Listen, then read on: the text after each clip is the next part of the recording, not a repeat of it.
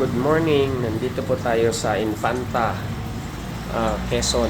Ito po yung branch stockist ng Arise International. Okay, so meron akong i-share sa inyo na isang principle or isang batas, law na nalaman ko 30 years ago na nagpa-change talaga ng aking direction sa financial income. So, tuturo ko itong tinatawag na linear income versus leverage income. So, meron po tayong i-illustrate ko siya ng dalawang box. Okay, ito yung box A. Ayan. So, ito naman yung box B. Ganyan yung box B. So, A at saka B. Meron po tong dalawang elements. Okay? Ang dalawang elements po dito, yan natin. Meron po siyang tinatawag na time and effort na element at saka income na element. Okay. So, time and effort. For example, 8 hours yung trabaho mo, saka effort mo, yan lang talaga yung income mo. For example, 500 pesos, yan lang talaga time and effort, saka yung income. Ang tanong dito, what if kulang ang 500?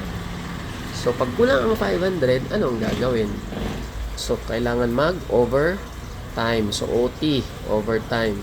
So, extra time, extra effort na naman. For example, may 200. Ayan.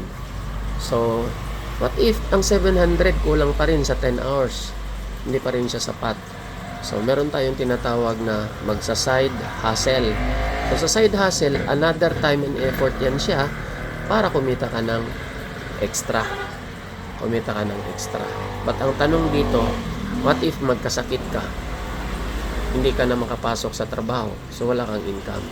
Ito yung pinaka talagang ating paghahandaan. What if mag-retire ka? Wala ka ng kita. Okay? So, ang tawag po dito ay linear income. Nung nakita ko to, sabi ko, nag-aral ako ng 6 years sa elementary, 4 years sa high school, plus 4 years sa college. 14 years para ito yung aking aabotin. Okay? Nasa linear income. So, alam natin kung sino ang mga tao na nandito sa linear income. So, lahat yung mga professionals, no? Professional doctors, pag walang pasyente, walang kita. Professional agents, pag walang sales, walang kita. Lawyers, pag walang kaso, walang kita. Okay? So, yun po ang tinatawag na linear income. So, sabi ko, itong linya na to, itong box A, dyan ako na talaga namulat. Ngayon, sa ako, excited ako, paano malaman kung ano yung box B? So, dito sa box B, meron din siyang 2 elements na kailangan nating alamin. So, ito yung tinatawag na time and effort na element. The same time, ito yung income na element. So, time and effort at saka income element pa rin siya. Yan ang kailangan, no, para maging successful. Time, effort, saka money.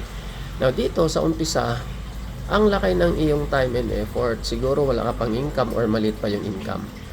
Bakit? Kasi inaaral mo yung sistema. Okay, learn the system.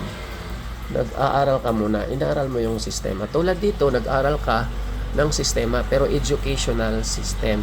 Pero hindi mo abutin yung 14 years pag-aaral para ka kumita. Kasi habang nag-aaral ka dito, ay pwede kang kikita. So, learn and earn program. So, habang nag-aaral ka, ang ginagawa mo, sinishare mo. So, nasishare mo yung business. So, nung nasishare mo yung business, lumiliit yung time and effort mo, lumalaki yung income mo. Okay, habang maraming nagjo-join, nag-share ka, darating ang time, ikay magtuturo na, no? Ituturo mo na yung sistema, ituturo mo dun sa mga leaders mo, sa organization mo, hanggang darating ang time, nakalahati na yung time and effort mo, tsaka kalahati na yung income. Until such time, na-duplicate yung system. Okay? Yung system ang na-duplicate, not the person. Ibig sabihin, marami na ngayon ang nag-aaral, marami ang nag-share, marami din ang nagtuturo.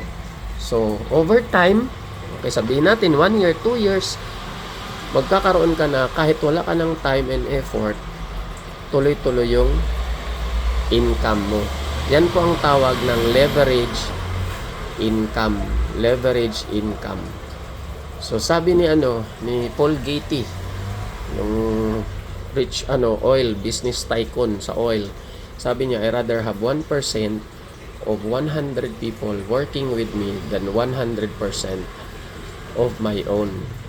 So dito pareho lang naman ang sagot niyan, 100%, 100%, pero yung application ay naiiba. Bakit? Kasi pag ikaw nagkasakit, wala kang kita. Pag hindi ka magtrabaho, wala kang kita. Okay? Dito naman, imposible naman na 100 katao magkasakit. Hindi pwede yon. Okay? Or kaya